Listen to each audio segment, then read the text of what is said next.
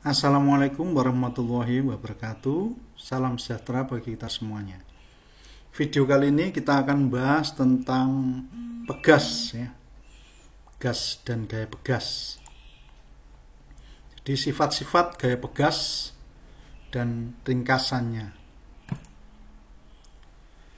Sifat gaya pegas ya, yang pertama arahnya dia sudah jelas ya.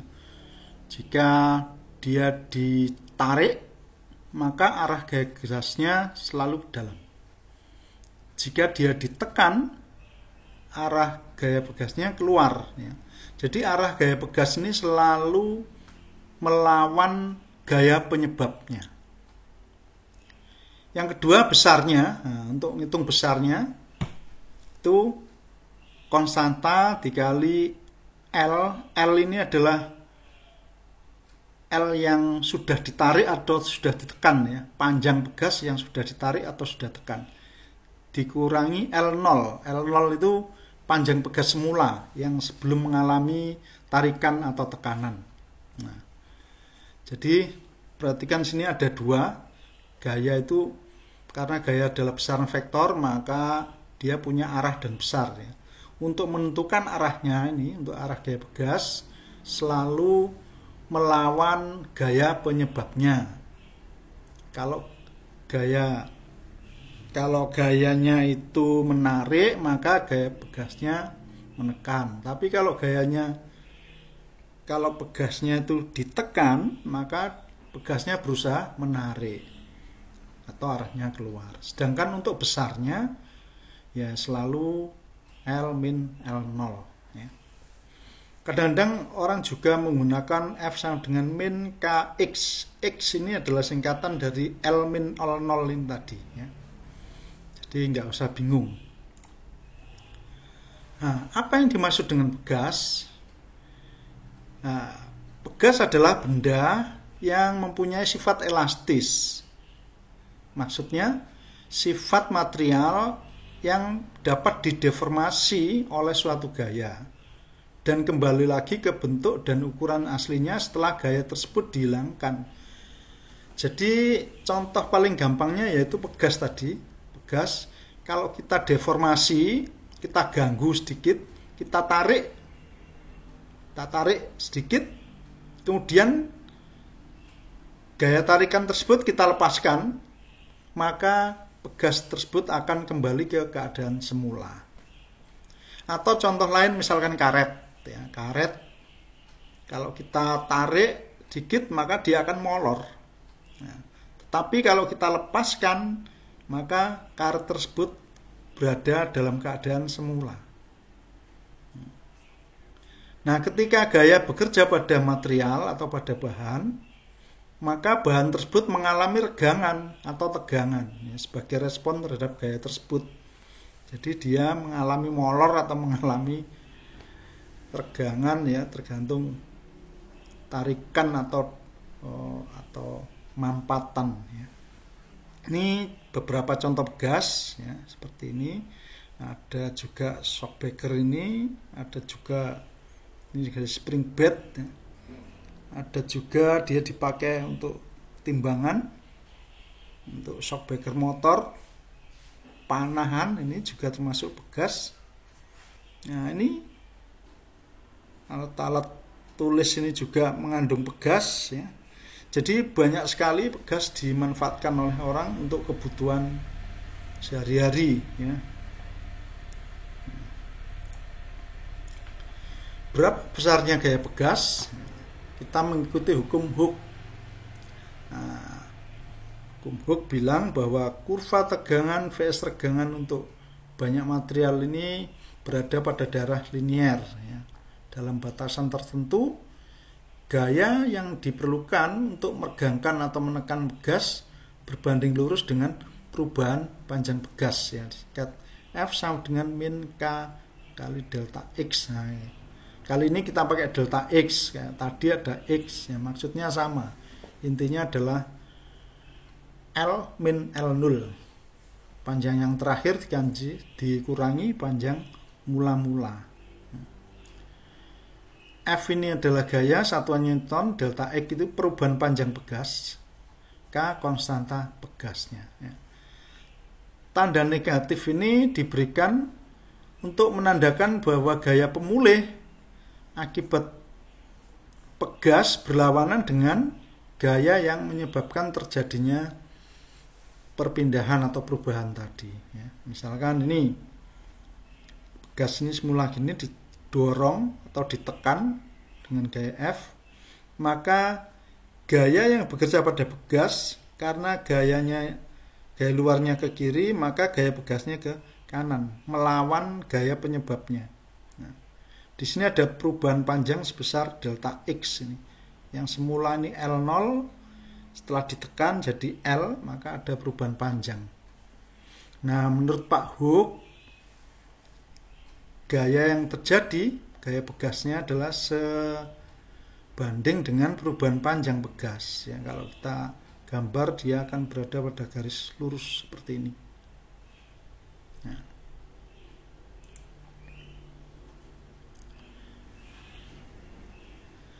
Pegas juga bisa disusun secara seri ataupun paralel, ya. Tergantung kebutuhan nanti. Kita perhatikan contohnya nanti ya. Kalau dia disambung secara seri, maka gaya di setiap pegas sama semuanya.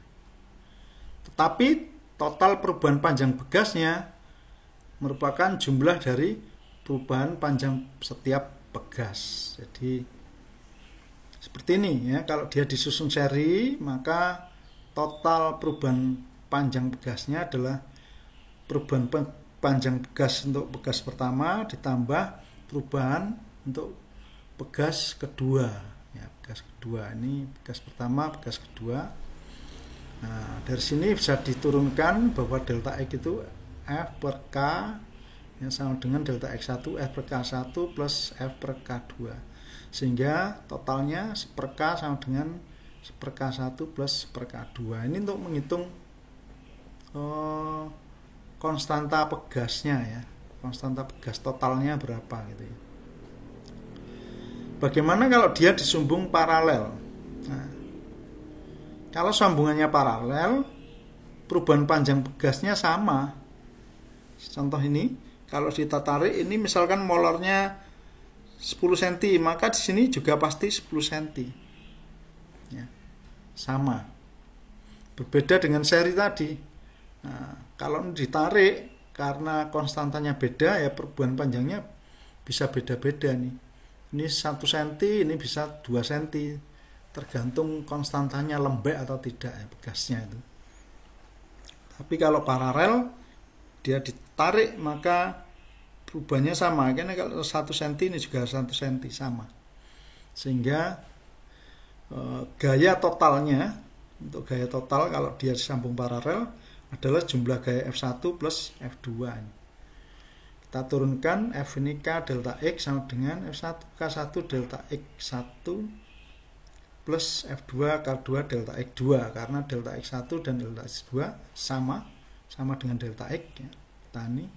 Kita coret jadi K sama dengan K1 plus K2. Ini cara perhitungan untuk konstanta pegasnya apabila dia disambung seri ataupun paralel ya. Nah, ini contoh-contohnya. Kursi ini adalah merupakan sambungan seri ya, seri. Ada bekas bawah, ada bekas atas ya. Kalau dia diduduki oleh orang, maka dia akan menekan pegasnya secara seri. Contoh ini juga ya. Pegas ini disambung dengan pegas ini, sambung dengan pegas ini, nyambung terus. Kalau dikasih beban dari atas, maka dia akan tertarik secara seri pegas-pegas ini. Berbeda dengan spring bed ini. Nah, kalau dia kena beban dari atas, maka semua pegas ini akan tertekan dengan tekanan yang sama, dengan perubahan panjang pegas yang sama. Maka dia kombinasi ini paralel ya. Contohnya ini juga Nah, ini pegasnya dipasang paralel ya. Begitu ditarik maka panjangnya pegas perubahannya sama semua. Ini juga berada di shock breaker motor, ini juga merupakan susunan paralel. Nah, inilah contoh-contoh di dunia real untuk kombinasi pegas seri dan paralel ya.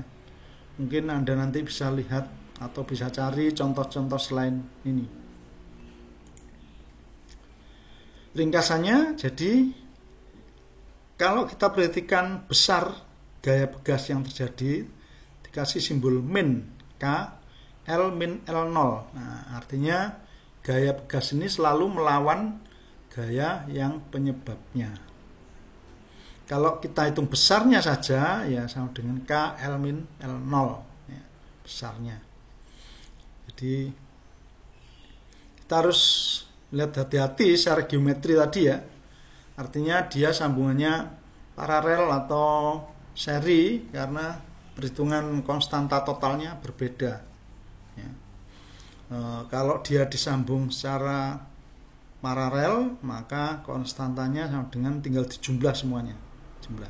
Tapi kalau sambungan seri maka besar konstantanya ya 1/k sama dengan 1/k1 plus 1/k2 dan seterusnya gitu. Nah, oke, sampai sini dulu pembahasan kita tentang pegas. Terima kasih, saya ucapkan assalamualaikum warahmatullahi wabarakatuh.